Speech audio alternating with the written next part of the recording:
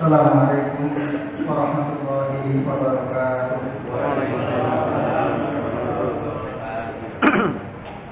Alhamdulillah, alhamdulillah hamdan katsiran thayyiban mubarakan fihi mubarakan alaihi kama yuhibbu rabbuna wa yarda. Asyhadu an la ilaha illallah wahdahu la syarika lahu wa asyhadu anna Muhammadan abduhu wa rasuluh. Allahumma shalli wa sallim wa barik ala Muhammad wa ala ali Muhammad kama shallaita wa barakta ala Ibrahim wa ala ali Ibrahim fil alamin innaka Hamidum Majid. Rabbi shrah li sadri wa yassir li amri wahlul 'uqdatam min lisani yafqahu qawli. Amma ba'du, Bapak-bapak dan ibu-ibu serta hadirin sekalian, rahimani wa rahimakumullah, semoga kita semua yang hadir di majelis ini senantiasa dirahmati Allah Subhanahu wa taala. Amin. Alhamdulillah sekalian, pada maghrib kali ini kita bisa berjumpa kembali di majelis kajian kitab tauhid allazi huwa haqqullah 'alal 'abid, dan pembahasan kita pada malam ini melanjutkan bab yang ke-28, yaitu bab aja'a fi at-tafayyur. Pada pertemuan pekan lalu kita membahas sekitar 3 hadis, 3 dalil dari bab ini, dan masih ada satu lagi dalil yang belum sempat kita bahas, dan nanti beberapa kesimpulan atau persoalan yang ada dari bab ini. Baik sekalian, bagi pendengar yang membawa kitab silakan dibuka bab 28 dari yang terakhir. Kami bacakan, walahu min hadis Al-Fadl bin Al-Abbas. Maksudnya walahu di sini masih dalam hadis riwayat Imam Ahmad dalam kitab Musnadnya. Jadi ini kembali kepada Imam Ahmad dalam kitab Musnad. Ada satu hadis dari Al-Fadl bin Al-Abbas radhiyallahu anhu yang mengatakan, innama at-tiyaratu ma amdoka au raddaka. Sesungguhnya tiyarah itu adalah ma amdoka, sesuatu yang bisa menjadikanmu terus melangkah, melakukan apa yang akan dikerjakan. Ini innama at-tiyaratu ma amdoka. Sesungguhnya tiarah itu adalah sesuatu yang bisa menjadikan engkau terus melangkah atau melakukan apa yang akan dikerjakan. Au raddaka, atau yang sesuatu yang bisa mengurungkan niatmu sehingga tidak jadi melakukan sesuatu yang akan dilakukan. Nah, itulah tiarah. Bapak sekalian, kalau kita perhatikan kalimat pertama dalam hadis ini adalah innama. Innama itu adatul hasr, kalimat yang fungsinya membatasi. Yaitu apa? Batasan tiarah itu adalah sesuatu yang membuat engkau terus melangkah atau membuat engkau berhenti untuk atau mengurungkan niat, tidak jadi melakukan sesuatu yang sudah direncanakan. Apa maksud dari hadis ini sekalian? Seperti yang kita sudah pernah bahas pada bab-bab sebelumnya atau pada pertemuan-pertemuan sebelumnya, tiarah itu kalimat asalnya dari kata toil, ya, burung. Kita harus kembalikan kepada hukum asal atau makna asal tiarah. Jadi tiarah itu suatu perbuatan menerbangkan burung untuk menentukan apakah saya akan melanjutkan rencana saya atau saya akan mengurungkan rencana saya. Maka mereka menerbangkan burung, nanti dilihat burung terbangnya ke arah mana. Kalau dia terbang ke kanan, lanjut atau tidak? Lanjut. Nah, ini yang kita mendoakan. Jadi kita melanjutkan suatu rencana yang sudah kita susun disebabkan apa? Tiarah. menerbangkan burung itu. Jadi dia mantap, oh burungnya terbang ke kanan, oke saya lakukan apa yang sudah saya rencanakan. Jadi yang menggerakkan dia itu burung tadi. Ini dia, saya pahami ya. Yang menggerakkan dia, saya berangkat, saya jadi lakukan pekerjaan ini adalah apa? Terbangnya burung ke arah kan? Kau kerjakan atau yang membuat kau mengurungkan niatmu tidak jadi. Kapan? Ketika burung itu terbang ke arah kiri. Oh, burungnya ke kiri. Aduh, nggak jadi deh. Saya mau berangkat ke Jakarta, nggak jadi. Kenapa? Burungnya terbang ke arah kiri. Nah, ini disebut rabda. Ini Bapak Ibu dan hadirin sekalian, azan yang Muhammad. Itulah dia yang mendorong kau terus melakukan atau membuat kau mengurungkan niatmu. Disebabkan apa? Burung tadi. Atau yang lebih luas dari itu, kita udah bahas juga bahwa tiara itu termasuk mengukur keberuntungan atau kesialan kita dengan sesuatu yang kita lihat, bimar'iin au masmu'in, atau dengan apa yang kita dengar, au bimakanin au bizamanin, atau disebabkan karena tempat tertentu atau waktu tertentu. Jadi makna tiara itu luas, bukan hanya sekedar burung tadi. Di zaman sekarang para ulama menjelaskan sebagaimana kami sudah sampaikan pada pertemuan sebelumnya, dan itu dijelaskan oleh Syekh Muhammad bin Shalih Al-Utsaimin dalam kitab Al-Qaul Al-Mufid. Dan itu kita sudah bahas. Masih ingat ya? Jadi kalau lihat sesuatu atau mendengar sesuatu atau katanya tempat ini begini dan begini, atau wah ini adalah hari yang sial, hari Rabu, hari sial, bulan Suro, bulan sial dan seterusnya. Itu termasuk KPB. Itu termasuk kan?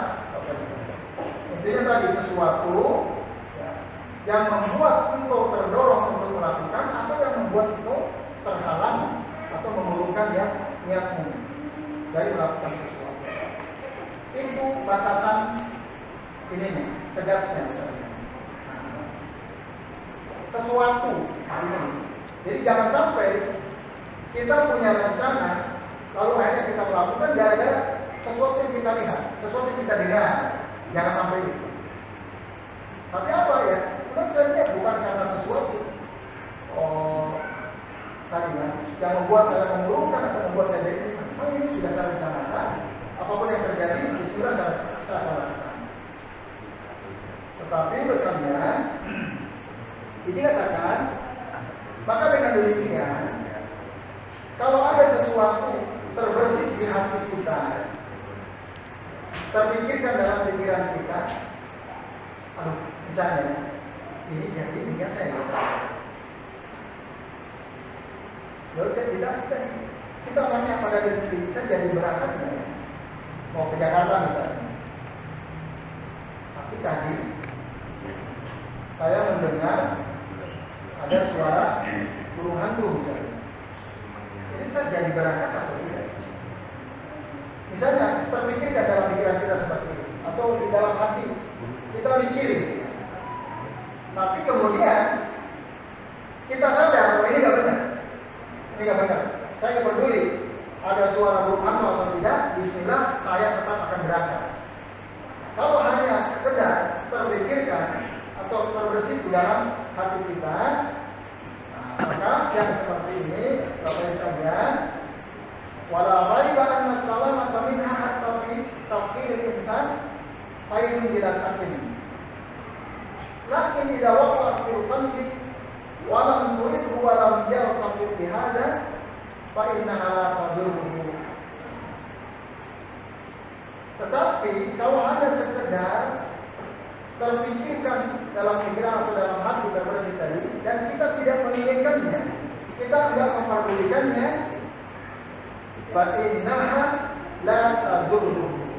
Maka pikiran tadi atau apa yang terbersit dalam hati tadi tidak membahayakannya. Ini tidak masalah. Kita nggak peduli, kita nggak gubris. Ada sih di pikiran, ada dalam hati, tapi nggak peduli. Nah, ini ada masalah. Karena memang syaitan berusaha menggoda kita. Lalu kita lawan. Ya, pokoknya saya berangkat. Nah, ini dalam pikiran atau dalam hati kita, maka tidak ada masalah. Apalagi kalau kita adalah nastaslimu bal nudafi, kita menyerah dengan perasaan itu, bahkan kita lawan perasaan tatayur tadi. Nah, ini lebih bagusnya kalau kita langsung ingat kepada Allah. Akhirnya bismillah saya berangkat, walaupun tadi ada perasaan yang aneh gitu. Nah, ini tidak ada masalah, tapi kita harus melawannya dan kita tidak boleh menyerah kepada pikiran-pikiran was-was itu tadi. Kemudian Bapak Ibu dan hadirin sekalian, azan ya Allah wa jalla, kalimat ma'amdoka dalam hadis ini ada dua kemungkinan, kata saya belum saya ini. Kemungkinan pertama, wa huwa min jinsi at-tafayyur. Tadi yang kita sudah bahas. Ma'amdoka sesuatu yang menyebabkan engkau melanjutkan, sesuatu yang menyebabkan engkau terus melangkah. Itu ada dua kemungkinan. Satu, dia termasuk jenis tafayyur, yaitu tadi dia melihat burung terbang ke kanan, atau dia mendengar apa misalnya. Menurut mitos kalau mendengar ini berarti ada sesuatu yang baik, lanjutkan misalnya, berdasarkan mitos-mitos yang kita dengar misalnya. Maka berangkatnya kita, melangkahnya kita karena suara tadi atau sesuatu yang kita lihat itu, nah ini masuk dalam kategori yang disebutkan oleh hadis ini ma'amdoka. Yang begitu itulah yang masuk dalam kategori atiyara. Jadi perginya kita, jadinya kita melakukan sesuatu karena sesuatu yang kita lihat tadi atau sesuatu yang kita dengar tadi. Itu yang pertama. Yang kedua, Bapak Ibu dan hadirin sekalian, ma'amdoka itu tidak selalu masuk dalam kategori at-tafayyur, tidak. Tapi bisa jadi itu masuk dalam kategori al-faqlu. Al-faqlu masih ingat ya? Lawan dari at-tiyara itu al-faqlu. Tiyara itu mutasyaim, al-faqlu itu mutafa'il. Jadi dia misalnya mendengar sesuatu atau melihat sesuatu yang dia lihat. Dia punya rencana, saya mau ke Jakarta. Dia mendengar, oh di Jakarta di berita disampaikan keadaannya aman, kondusif, tidak ada demo misalnya. Oh, ini aman gitu. Kita punya lihat, dengar dari berita Jakarta saat ini aman, kondusif, bahkan cenderung jalanan tidak macet misalnya. Kita mendengar berita itu dan kita saksikan di TV, oh gitu keadaannya. Kita udah punya demo ke Jakarta. Lalu akhirnya oke, saya berangkat ke Jakarta. Apalagi dengar ada diskon 50% kereta api. Wah, itu cocok lagi. Jadi ada perhitungan teknis dan itu fakta, gitu ya. Akhirnya kita jadi berangkat. Berangkat. Ini termasuk tatoir atau bukan? Bukan. Nah, kayak gini ini tidak termasuk tatoir. Yang menggerakkan kita jadi berangkat, informasi-informasi positif. Akhirnya kita semakin semangat, semakin yakin. Insya Allah perjalanan saya mudah. Kereta diskon 50%. Terus keadaan Jakarta kondusif, tidak ada demo dan bahkan cenderung tidak macet misalnya. Maka ini termasuk ma'amdoka, perkara-perkara yang menyebabkan kita terus melangkah, gitu kan? Jadi berangkat ke Jakarta. Nah, yang seperti ini Bapak Ibu dan hadirin sekalian, namanya al-faqlu yang Nabi senang. Al-faqlu yang disenangi oleh Nabi SAW, sebagaimana disebutkan pada hadis ya, sebelumnya bahwa Rasul ya itu senang, yang Rasul senangi adalah al-faqlu. Itu kalau tidak salah di hadis nomor berapa itu? Ada ya, kita sudah pernah bahas. Nah, ini Bapak Ibu dan hadirin sekalian, azan yang Allah wajibkan. Sesuatu yang yu'jibuni kata Rasul al-Fadl. Yang beliau suka adalah al-Fadl. Atau dalam kata lain, al-Fadl itu adalah perasaan optimis, kalimat-kalimat positif, keadaan positif, akhirnya dia semakin bertambah semangatnya untuk mengerjakan apa yang sudah dia rencanakan. Dan ini al-fadlu al-mahmud, rasa optimisme yang terpuji. Ini jadi ada masalah. Bahkan sebaiknya kita selalu seperti itu, selalu optimis. Ketika akan melakukan sesuatu atau akan melakukan safar ke suatu tempat, bismillah, gerakan, bismillah, gerakan. Hujan deras, apa jadi? Kenapa hujan deras? Nggak jadi karena hujan deras, tahu apa bukan? Bukan. Bukan. Karena ini sangat rasional. Hujan deras kalau saya berangkat nanti basah. Apalagi saya belum punya mobil, macetnya udah robek-robek lagi.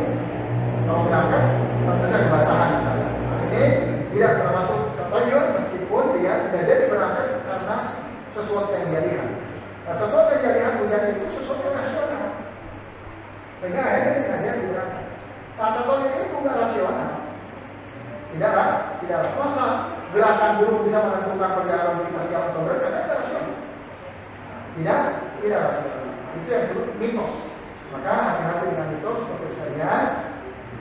Sebab itu bisa menyebabkan kita terjerumus kepada kesyirikan, baik itu syirik asghar maupun syirik asghar atau akbar, syirik akbar. Nah, ini bapak-bapak dan ibu-ibu serta hadirin sekalian, azan bapak wajib penjelasan hadis yang terakhir. Meskipun dikatakan wal hadisu fi sanadihi maqal. Hadis ini dalam sanadnya ada masalah, ada pembahasan karena ada tokoh namanya Muhammad bin Abdullah bin Al-Hasan, di mana tokoh ini dianggap sebagai tokoh yang lemah. Dan ada Maslamah al-Juhani, beliau ini tidak begitu dikenal orangnya, bahkan dikatakan walau yasma' min al-fadl, dia tidak pernah mendengar secara langsung dari Al-Fadl bin Abbas. Inilah sebab kenapa hadis terakhir ini dikatakan bermasalah dan sanadnya dhaif. Tetapi seandainya ini hadis sahih, maka tadi penjelasannya seperti itu, bahwa yang disebut qiyamah itu tadi sesuatu yang tidak rasional lalu kita percaya berpengaruh kepada siap atau tidaknya perjalanan kita atau rencana kita. Jadi ini Bapak Ibu dan Bapak sekalian, penjelasan hadis yang terakhir. Lalu dari bab ini, Syekh Muhammad bin Abdul Wahab beliau menyebutkan ada beberapa masalah. Ada sekitar 7 persoalan yang disimpulkan dari hadis ini. Dari bab ini ya, bab ke-24 ini. Betul ya, bab ke-20. 28 ya, bab ke-28. Masalah yang pertama,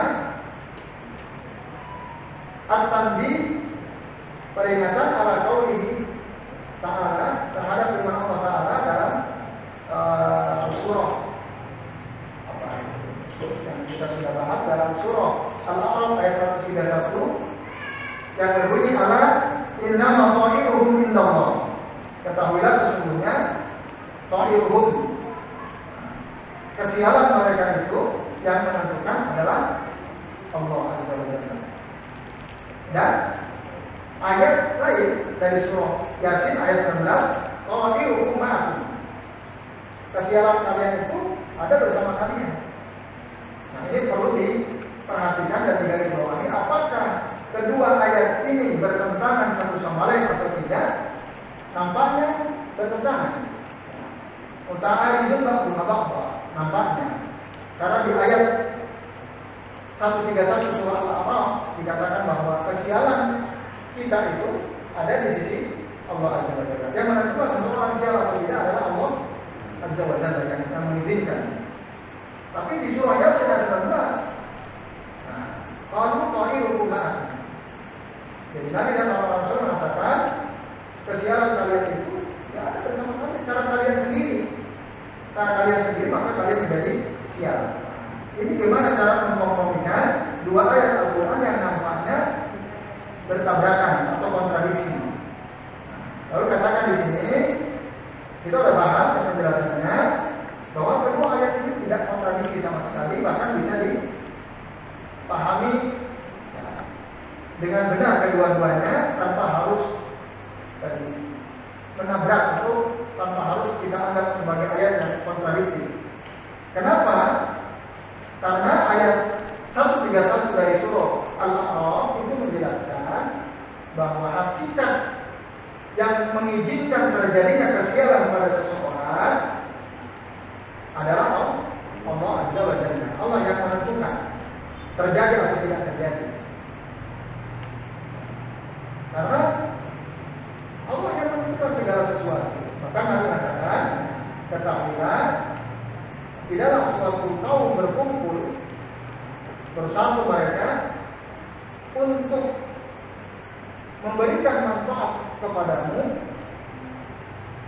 dan yang dimaksudkan mereka sama sekali tidak akan bisa memberikan manfaat kepadamu illa ma kataballahu laka, kecuali sesuatu yang memang Allah sudah tentukan. Manfaat itu akan kamu dapatkan.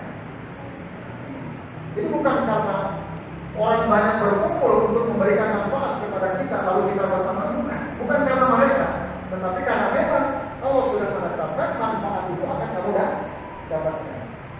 Nah begitu pula kata Rasul, tidaklah suatu kaum ijtama'u mereka berkumpul untuk apa? Yang bukan menyebabkan kau mendapatkan bahaya atau mudarat untuk menyelamatkan dirimu. Lan yadurrukan, mereka sama sekali tidak bisa membahayakan dirimu illa ma kataballahu alaina, kecuali sesuatu yang memang Allah sudah tentukan itu terjadi pada dirimu. Misalnya kita dibegal oleh 10 orang, dikejar-kejar mereka semua bawa celurit. Menurut akal kita kalah enggak? Kalau kita bawa apa-apa? Dipepet oleh 2 motor, depan ada motor, belakang ada motor, 10 motor kita sendiri. Menurut akal kita kalah. Ini enggak? Kalah enggak? Kalah. Menurut akal kita. Tapi kalau Allah tidak menghendaki kita kalah, kita kalah enggak? Tidak akan kalah. Jadi otak kita mau ini saya kalah, belum tentu. Karena ada Allah. Sama seperti Rasulullah perang Badar jumlahnya 300 sekian orang, sementara orang kafir jumlahnya hampir 1000 atau 1000. Menurut logika kalah atau tidak? Kalah. Tapi Rasul kalah atau tidak? Tidak. Nah, kalau pakai logika kalah. Tapi kalau orang punya Allah, orang bergantung pada Allah, enggak, belum tentu kita. Gimana caranya nih kalau dipepet oleh 10 pembegal kita sendirian? Kan ada tuh di Tangerang ya seorang ustaz pengajar Quran. Itu dirampok, dibegal oleh 3 atau 4 motor. Kasihan sekali. HP-nya diambil, dompetnya diambil, semua tasnya diambil, motornya diambil. Seorang ustaz itu dipepet oleh 4 motor buat celurit. Bapak Ibu sekalian, kita sebagai orang beriman mungkin ustaz itu lupa, mungkin. Sebenarnya ada ilmunya. Bagaimana cara saat kita menghadapi situasi yang mengerikan, yang menurut akal kita nggak mungkin selamat, itu ada ilmunya. Apa coba ilmu yang dipakai oleh Rasul ketika menghadapi musuh pada saat perang Badar? Apa doanya yang dibaca oleh Rasul? Halo, ada orang? Ada yang ingat? Apa coba? Ini ilmu ini karena nggak diawali lupa kita kan? Padahal udah kita bahas. Kalau kalah perang Badar itu mungkin tidak ada yang menyembah lagi. Gimana? Kalau kita Muslim kalah di perang Badar, mungkin tidak akan yang tidak akan menyembah Allah lagi. Itu kan doanya? Bukan. Qaribun minas sahih. Hampir benar Nabi banyak itu. Walaupun itu betul kata-kata yang disampaikan oleh Nabi. Tapi itu bukan doa. Ada yang tahu? Kalau Allah tidak membantu habislah umat muslim. Sama berarti ini ya. Itu betul kata-kata yang disampaikan oleh Nabi. Tapi ada doa khusus yang dibaca oleh Nabi ketika Nabi ditakut-takuti oleh orang kafir. Bila inabi. Malah yakni bila seperti ilaneh. Allahumma la ya'ti bil hasanati. Terus wala yanfa'u Bisa hati. bisa hati ila terus. Itu kalau tatayur. Yang kita bahas sebenarnya bukan itu. Ini bagus, aku berapa berarti ya? Ini layak dapat hadiah ini ya. Masih foto kali berdua. Ya. Oke, supaya antum bisa ingat ada kejadian lagi yang lebih dahsyat lagi, yaitu Nabi Ibrahim alaihissalam dikepung, ditangkap oleh Raja Namrud dan kaumnya, lalu akan dibakar. Betul nggak? Nabi Ibrahim udah berada di bawah tumpukan kayu besar. Menurut akal kita, kalah nggak Nabi Ibrahim? Tapi beliau kalah tidak? Tidak. Kenapa? Berdoa. Apa doa yang dibaca oleh Nabi Ibrahim sehingga beliau tidak kalah? Padahal menurut akal pasti mati, pasti kalah. Sudah diikat, ditumpuk kayu bakar besar, dibakar. Udah nggak ada lagi yang usaha yang bisa dilakukan. Tapi Nabi Ibrahim menang. Bahkan tidak mati, tidak kepanasan. Apa doa yang dibaca oleh beliau? Doa yang dibaca oleh beliau itulah yang kemudian oleh Rasulullah dibaca. Jadi Rasul itu mengikuti apa yang dilakukan oleh Nabi Ibrahim. Nah, jadi ini sejak zaman Nabi Ibrahim sudah ada doa ini. Gimana coba? Masih ingat doanya? Hasbunallah. Pandu langsung ingat. Coba pandu teruskan. Hasbunallah wa ni'mal wakil. Itu baca. Tinggal salah. Tapi antum seperti Abdullah bin Umar ya. Ada sahabat takut salah, padahal benar ya. Hasbunallah wa ni'mal wakil. Pendek doanya tapi dahsyat pengaruhnya. Maka ini yang dibaca. lupa. Tapi mudah-mudahan saya ini nggak lupa ya. Jadi saat kita Bapak Ibu sekalian betul-betul terdesak, kayaknya kita nggak usah, udah nggak bisa, nggak ada jalan keluar lagi. Gimana caranya supaya saya langsung ingat sama Allah, hasbunallah wa ni'mal wakil. Cukuplah Allah, hasbunallah itu cukuplah Allah bagiku atau bagi kami sebagai penolong. Terus hasbunallah wa ni'mal wakil, dan Allah sebaik-baik tempat bersandar. Udah pasrah sepenuhnya kepada Allah Azza wa Jalla. Allah pasti tolong, sebagaimana Allah menolong Rasulullah SAW, sebagaimana Allah menyelamatkan Nabi Ibrahim alaihissalam. Itu doanya. Jadi kita orang beriman itu kalau selalu ingat sama Allah, insya Allah selamat. Apalagi kata Nabi apa? Ihfadillah yahfazuka, ihfadillah tajidhu tujahat, wa idza sa'alta fas'alillah, wa idza sta'anta fasta'in billah. Jagalah Allah, Allah pasti akan jaga engkau. Pasti Allah jaga kita. Maksudnya apa? Nah, tapi saya ini penting. Doa hasbunallah wa ni'mal wakil itu akan mujarab, betul-betul akan diijabah oleh Allah saat kita menjaga Allah. Tapi kalau kita sering minum khamar, sholat jarang-jarang, apalagi sholat jamaah, senang yang haram-haram, misalnya makan yang haram, riba nggak peduli, yang penting urusanku selesai, misalnya. Lalu dia kepepet baca doa itu, diijabah atau tidak? Tidak. Karena apa? Dia tidak menjaga syariat Allah Azza wa Jalla. Itu syaratnya. Maka jadikanlah diri kita ini selalu berjalan di atas jalan yang benar sesuai dengan aturan syariat Allah dan Rasulullah SAW. Dari sekarang, kalau seperti itu, maka Nabi Ibrahim, Nabi Muhammad SAW selalu menjaga Allah Azza wa Jalla. Ketika berdoa, dia langsung. Kalau kita selalu menjaga Allah, maka Allah akan menjaga kita. Kita selalu berusaha tidak menyelisihi perintah Allah dan Rasulnya, selalu berusaha meninggalkan larangan Allah dan Rasulnya, Allah pasti akan jaga kita. Bahkan ihfadillah tajidhu tujahat, kata Rasul. Jaga Allah, Allah akan ada di hadapanmu.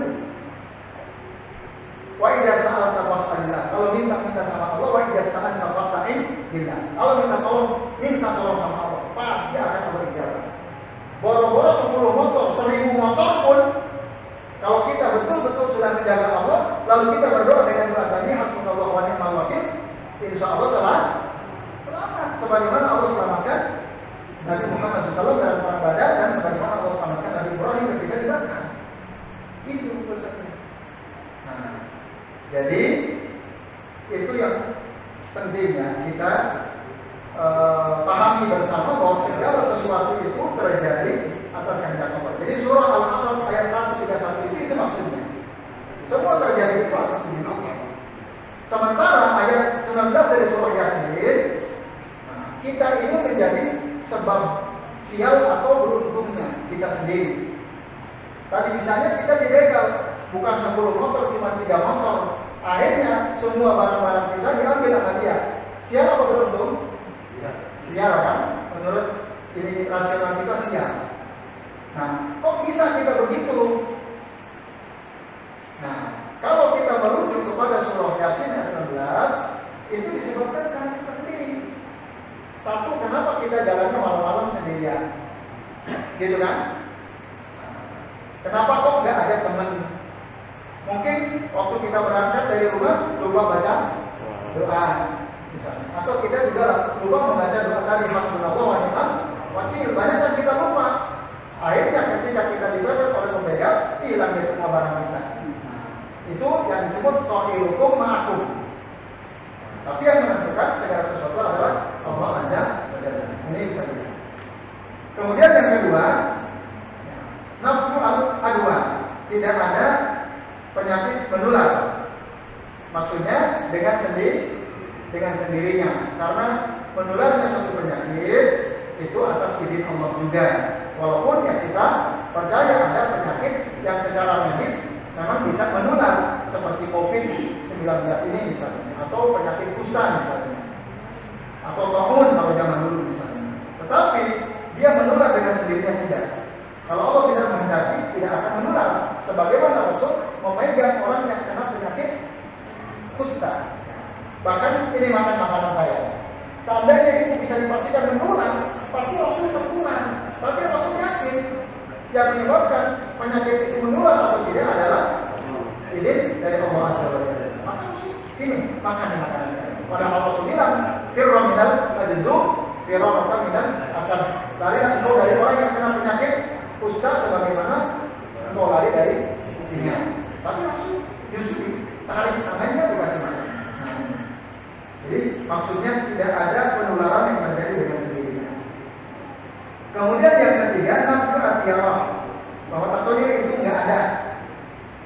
Maksudnya bukan tidak ada secara keyakinan, secara eksistensi tatoyur itu ada. Tiyarah itu ada di tengah masyarakat. Tapi yang dimaksud nafsu atiyarah itu, tatoyur itu sama sekali tidak ada pengaruhnya, tidak ada. Itu maksudnya. Yang keempat, nafsu al-hammah. Nah, tidak ada korelasi antara suara burung hantu dengan akan adanya kematian yang kita sudah bahas. Al-hammah itu suara burung hantu. Yang kelima, nafsu as-sofar. Ini kita sudah bahas juga bahwa tidak ada kesialan itu yang dikaitkan dengan bulan. Kalau bulan sofar itu bulan sial itu tidak ada. Semua bulan tergantung, bisa baik bisa buruk. Tergantung bagaimana kita menyikapinya, tergantung bagaimana kita mempersiapkan diri kita. Yang keenam, annal fa'la laisa min dzalika bal mustahab. Al-fa'lu atau rasa optimisme itu bukan termasuk tatayur, akan tetapi justru itu dianjurkan bersikap optimis. Karena kata Nabi, yujibuni al-fa'lu. Al-fa'lu itu sesuatu yang aku senang, kata Nabi SAW. Maka setiap apa yang disenangi oleh Nabi SAW adalah kebaikan. Sikap optimis itu satu kebaikan. Selama tadi dia tidak melupakan Allah Azza. Jangan kebablasan juga. Kalau optimis terlalu kebablasan bisa masuk tatayur juga. Seperti yang pernah kami contohkan dalam pertemuan sebelumnya. Jadi dia yakin sekali dengan dirinya. Saya ini orang hebat, saya orang berpendidikan, saya ini orang udah punya ilmu, saya masih berhasil misalnya. Dia menyandarkan keberhasilan pada dirinya, itu bahaya. Ini al-fa'lu yang masuk kategori artiya atau kategori. Nah, fa'lu yang terpuji itu ya dia selalu berpikir positif, kalimat-kalimat positif. Tapi ini sama ya Allah, bismillah, insya Allah saya berhasil. Ya Allah, insya Allah ini dulu dan seterusnya. Nah, itu yang dimaksud al-fa'lu yang disukai oleh Nabi SAW. Nah, kemudian Bapak Ibu dan hadirin sekalian, yang ketujuh, penjelasan tentang al-fa'lu. Nah, tadi ya sudah, bahwa al-fa'lu itu kalimat-kalimat baik yang kita ucapkan sendiri untuk mendorong supaya kita ini semangat melakukan sesuatu. Nah, itu yang ketujuh. Yang kedelapan, annal waqi'a fil qulub min dzalika ma'a karahatihi la yadur. Sesungguhnya apa yang terbersit di dalam hati kita tapi kita tidak memperdulikannya, tidak peduli tadi, kita tidak terpengaruh olehnya, maka la yadur, itu tidak membahayakan kita, artinya tidak membuat kita menjadi syirik. Bal yadhibuhu Allahu bitawakkul, akan tetapi Allah akan menghilangkan perasaan itu, was-was itu tadi dengan cara bertawakal kepada Allah Azza wa Jalla, sebagaimana disebutkan dalam hadis dari yang kita sudah bahas, walakinallaha yudhibuhu bitawakkul, akan tetapi Allah akan menghilangkan perasaan was-was itu dengan tawakal. Lalu yang kesembilan, kemudian doa. Apa yang seharusnya dibaca saat kita mendapatkan rasa was-was dalam hati kita? Gimana doanya? Tadi yang Mas Fajar hafal itu. Gimana? Kalau kita tiba-tiba muncul perasaan was-was kali ini, kayaknya sial, ini berbahaya. Apa doanya? Allahumma la ya'ti bil hasanati illa anta wa la yadfa'u bis sayyi'ati wa la yadfa'u bis sayyi'ati illa anta wa la haula wa la quwwata illa billah. Atau satu lagi apa? Allahumma la khayra illa khayruka wa la khayra illa khayruka wa la ilaha ghairuka. Nah, ini hafal. Ini doa yang diajarkan Rasulullah saat ada perasaan was-was yang tadi dipengaruhi oleh tatayyur atau tiarah, yaitu. Dan yang ke-10 kemudian at-tasrih bi anna tiarah syirik, penegasan bahwa tiarah itu adalah kesyirikan. Bisa syirik besar, bisa syirik kecil. Bedanya di mana? Tiarah bisa syirik besar dan tiarah bisa syirik kecil. Bagaimana kejadiannya? Untuk membedakan tiarah itu apakah syirik besar dan syirik kecil, maka perhatikan, nah, apa yang dilihat itu dia anggap sesuatu yang berpengaruh atau tidak.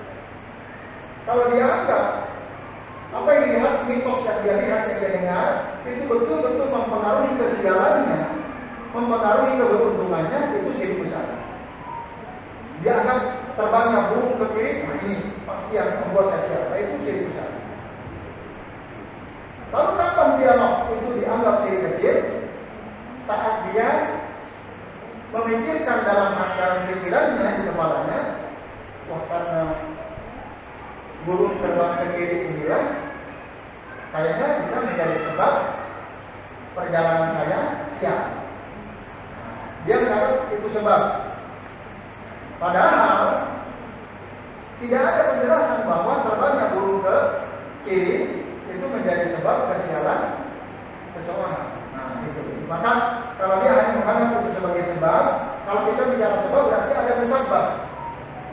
Ada sebab, ada musabab.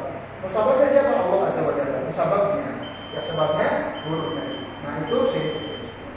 Yang terakhir, yang ke-11, tafsir at-tiarah al-madhmumah. Nah, penjelasan tentang tiarah yang tercela, sebagaimana disebutkan dalam hadis terakhir tadi, innama al-tiarah ma'amruka au-madana. Itu yang terpuji, yang tercela, yang menyebabkan kita terjerumus kepada syirik. Jadi maksudnya, alhamdulillah selesai sudah pembahasan bab yang ke-28. Insyaallah pekan depan kita akan masuk pada bab baru, yaitu bab ke-29. Oke, sebelum kami akhiri, barangkali ada di antara Bapak Ibu yang mau bertanya, kami persilakan. Oke, mohon. Assalamualaikum warahmatullahi wabarakatuh. Waalaikumsalam. Ini yang berkaitan dengan masalah pernikahan itu gara-gara ini calonnya itu sudah dua. Tapi Calonnya apa, Bu? artinya laki-laki dan perempuan itu sudah cocok semua. Tetapi ini orang tuanya itu tidak cocok karena disebabkan karena ekonominya dari perempuan itu karena orang yang biasa kerja ataupun ekonominya lemah, akhirnya tidak jadi. Yang perempuannya yang miskin. Yang miskin. Nah ini apakah termasuk piala bukan? Ada yang masih ada? Masih ada yang lain? Kalian? Cukup? Baik. Nah, Bapak Ibu, apa yang ditanyakan Mas Zuri itu termasuk piala atau bukan? Bukan. Bukan. Ini bukan piala. Tapi ini materi. Mata duitan. Nah, ini mata duitan. Bukan piala. Karena mungkin dia pikir rasional itu nanti mau saya masa bisa miskinkan gitu. Ini mata duitan. Tapi kalau bisa tentu tidak boleh seperti itu. Walaupun memang Nabi mengatakan berkamu adalah aku di jamaliha walimaliha walinasabiha walidiniha fadfad bidatudin taribat yada. Ini kaidah wanita karena kecantikannya, karena hartanya, karena nasabnya, karena ada agamanya. Kalau bisa, memang cari istri yang memenuhi 4 kriteria. Para wanita juga begitu, kalau bisa dapat suami yang memenuhi 4 kriteria ini, kalau bisa. Tapi kalau nggak ada, gampang atau tidak Bapak Ibu mendapatkan pasangan yang 4 ada pada dirinya? Gampang atau susah? Susah ya. Nah kalau emang susah, maka fadfad bila agamanya dahulukan. Miskin nggak apa-apa, tapi jilbabnya sudah sering, sudah sering ikut majelis ilmu, sudah bisa baca Quran. Walaupun miskin, nikah. Tapi kalau miskin, agamanya rusak, kasarnya hancur, amin atau tidak? Ya jangan. Nah, tadi agama. Maka dalam Islam jelek ya, orang nggak jadi nikah gara-gara miskin, padahal orang itu baik. Kita nggak jadi itu jelek. Maka dunia yang dia pegang. Dan itu tidak termasuk dia, tidak termasuk dia. Yang masuk dia itu, aduh maaf, Bu, ini anak kita kayaknya nggak jadi nikah. Apa kenapa? Karena hari pasarannya ini bahaya nih. Anak ibu kan lahirnya malam bulan Kliwon. Nah, anak saya lahirnya malam bulan Pagi, ini kayaknya bahaya. Itu baru dia. Nah, sementara kalau pertimbangan kemiskinan itu tidak termasuk dia. Jadi pertanyaan cukup ya. Baik, ini yang kita bisa bahas. Terima kasih atas perhatiannya. Mohon maaf apabila yang kami sampaikan ada kesalahan atau kekeliruan. Mari kita akhiri kajian kita pada malam ini dengan membaca doa kafaratul majlis. Subhanallahumma wa bihamdika. Mohon maaf bila kesalahan. Sallallahu Muhammadin wa ala alihi wasallam. Billahi taufiq wal hidayah. Wassalamualaikum warahmatullahi wabarakatuh.